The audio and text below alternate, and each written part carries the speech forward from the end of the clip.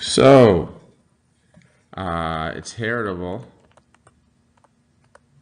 to not just appearance, but the behavior. So we think about, people's nose and hair being inherited from parents to offspring or handed down. But behavior is something we don't really think of. We think of as more we learn through exposure. But a lot of behavior is genetic in origin, which is pretty interesting.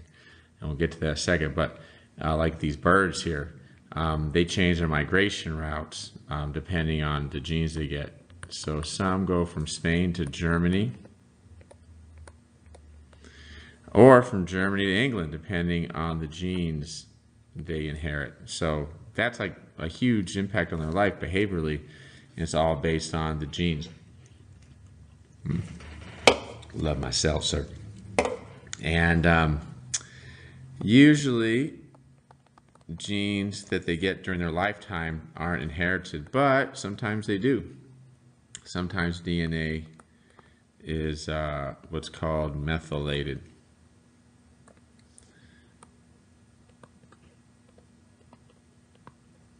And in general, I'm going to switch between different colors and different thicknesses. Let me know in the comments, either online or to me, what works best in my handwriting and on the screen. So say if you lose your arm in a car accident, you're not going to pass that on to your children. But some other sort of things with your environment, maybe the chemicals you're exposed to, might be able to get inside sperm or eggs and switch off or switch on genes, wrap around them to either influence their use, and that could be passed on to offspring. It's something we don't really know too much about, but scientists are working hard, to figure out those things. So very cool. Comment. What do you think's happening here? Oh, come on. We see one parent, two parents, and I'm not sure, this a little smaller, so maybe this is the mom and this is the dad. So we've seen the puppies, a little bit of this orange color from the pops here. The mom, you're seeing the main body coat, but you see, heritable traits. And you see these puppies, look at this nose splotch, a little different than this nose splotch. You see a lot of variation within these offspring. Even though they're different, even though they're very similar, they're different. And they're not the same as the parents, so not identical to parents. So there are differences there. Let's see. Better adapted individuals survive and pass on their traits. Keep switching back to this thick one. Traits to offspring. Traits is synonymous with characteristics. Help in survival and reproduction. Sorry, I'm annotating on the screen, touch screen. It's less comfortable than having my graphics pad, so bear with me. Major evolutionary changes, longer periods of time. We're talking millions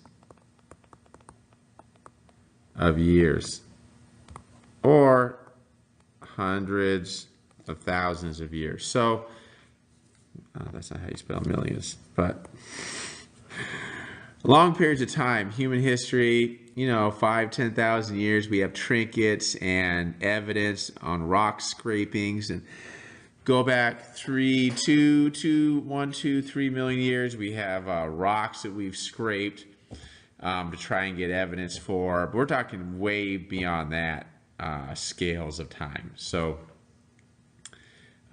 it's really hard for us humans to think about that. And that's one people struggle with evolution, but I'm here to help with that. But because we do see changes such as antibiotic resistance happening in our time frame. So antibiotics that used to work don't work because guess what? bacteria, I'm drawing a bacteria here, evolve. They change. And we saw the color of moths, which we can see. Oh, those moths used to be black and white. Oh, now those moths are black. We'll wonder why. Well, all the pollution, the soot from the burning the coal turned all the trees black. So the moths had to adapt. And in bird beak size, we're going to get to that next. We can see that those have changed. Yeah, there we go. So in 1977, a drought on Daphne major. It's the Galapagos island in the Galapagos. Create a shortage of small seeds. So not a whole lot of small seeds. So this finch had to go and eat, guess what? Bigger seeds, because they're available. It can't eat what it doesn't have, right?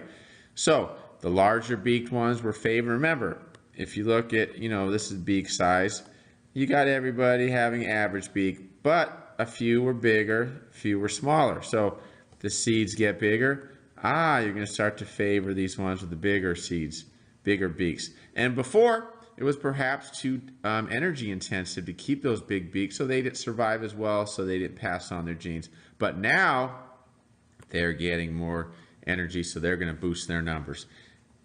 Smaller beak, very struggle. So not going to have much of those. So we're going to shift to a bigger beak. So the smaller beak died out, and that would increase the average beak size. But then nothing stays the same forever. Going to have some changes. In A2, A3, you had a big rain year, kind of like we had 2 years ago. So that increased the amount of smaller seeds. And since you had so many small seeds, guess what? Individual birds with smaller beaks survived better, and they became more prevalent. And we see here, this is when the drought,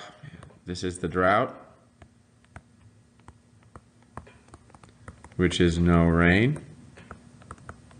And boom, you saw a big increase. So larger beaks to handle the large seeds. But then remember, right around here, we had rain. Yippee. And then a decrease because we had smaller seeds. Rain equals smaller seeds, which equals smaller beaks. And if you look here, this is the average. So this is the average beak size.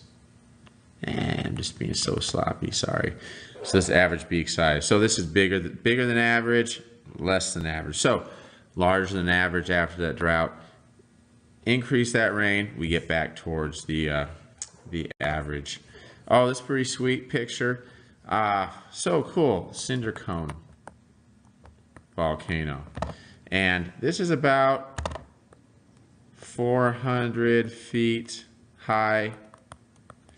And like I'm looking at the height, looking at the width, I'm thinking, maybe 1,500 feet across.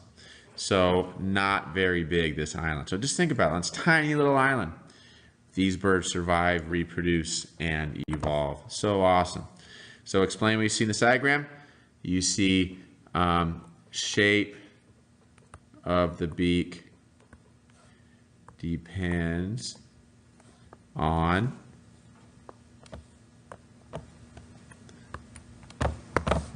the diet, what it eats. So, and I wish I was better because, for example, this beak to me looks really similar to that beak.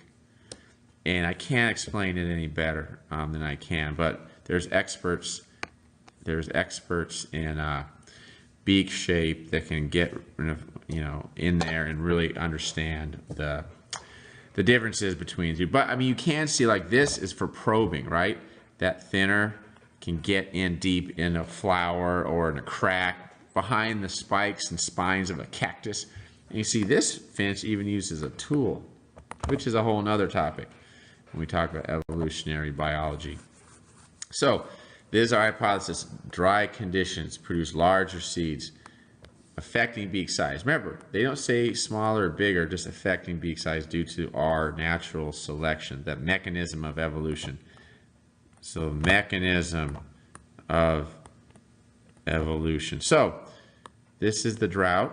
This is the regular. So this is with water. This is with less water.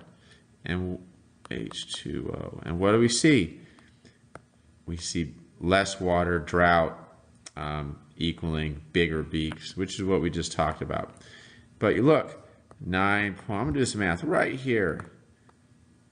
9.8 minus 8.8. Only 1 millimeter. It's not much. But remember, in evolution, in life, a small amount can make a big difference. So what we see in here, beak size related to the amount of water. So the climate, weather, say weather. In this case, rainfall. But to comment, we're kind of also, I probably should have said here, evaluate. Can we say definitively less rain makes the beak size increase? You should say no. There's a lot of things we don't know. There could be other factors, like other predators. You could have a big storm in these years. You could have the temperature increasing or decreasing. We don't know. We have to investigate. And usually scientists, I mean, that's what they're doing. But we can't just say, come up to a conclusion with this one graph. So there could be other explanations. And we need more data, perhaps, for more other islands. So, for example, other islands, did they see a similar effect? Other places around the world, did they see a similar effect? So one thing, we got to really be careful. Moving on to antibiotics, used a lot in humans, human health care, also agricultural uses. So pigs, chickens, beef cattle, dairy cattle. A lot of antibiotics used to keep them healthy because they put a lot of animals together. And it's important, most of you think about reproduction, cells reproduction, you think about mitosis, right? Isn't that what you were thinking? Well, in this case, mitosis isn't used. You have something called binary fission, and that's used instead. It can be very quick, and we all know they're very small, so they don't need long to reproduce to build up their new body. And because they reproduce so much, the more you reproduce, the more likely you're going to get mutations. That's why I say skin cancer. You're damaging your skin a lot. So what does your skin have to do? Replace the damaged cells. So the more reproduction you're doing, the more chances you have for problems to go wrong. And not just mutations, but one bacteria that gets some kind of a mutation, say this is its DNA, that's mutated, it can actually pass that on to another bacteria. Or say that's regular DNA, say this is DNA that's mutated. It can pass on this mutated DNA to another bacteria, okay? And that can really speed up how fast bacteria evolve. So you might start out with normal bacteria. This normal bacteria, and say here you have a mutation, or you could have another bacteria pass on that mutation, pass on a different gene to it. So DNA shared from another bacteria. And this could be either way, this mutation, disease, or say not disease. We'll say antibiotic resistant gene. And you pass that on, danger. So antibiotic, I'm just going to abbreviate. You get antibiotic resistant bacteria. Very, very not good. Not very not good, not good. So if you apply antibiotic, so if you keep giving, if you give those bacteria antibiotic, you would get more antibiotic resistant bacteria. So we just get more and more, and this kind of feeds on itself. Whoa, this whole feedback loop. So stronger antibiotic resistance. But say we no longer know antibiotic, added, to these bacteria. We're going to end up with bacteria with less antibiotic resistance. So as long as we keep adding antibiotics, we're going to keep becoming more and more resistant over on the right-hand side. But if we stop using the antibiotics, we're eventually going to go back to our normal bacteria, because no need to keep antibiotic resistance. Okay, it's not necessary, doesn't help, it's probably not going to have it. Okay, it's kind of like there's a gene, I think it's called CCR5. I think that's it, but that's a gene that it makes it basically impossible to get HIV infection if you're a human. Not very useful if there's no HIV, right? So hardly anybody has that. But now, or at least 20 years ago, when HIV was easier to pass, or it traveled around more, and actually HIV is harder to pass now because it's evolved to be less virulent, so people don't die as much, so it can transfer itself. Remember, HIV does not want people to die. Bad for HIV. Anyway, back to the point, which was, I think, not too much CCR5 genes floating around. It's not very useful. That's going to increase if you have a huge HIV pandemic. But not, since we don't have that right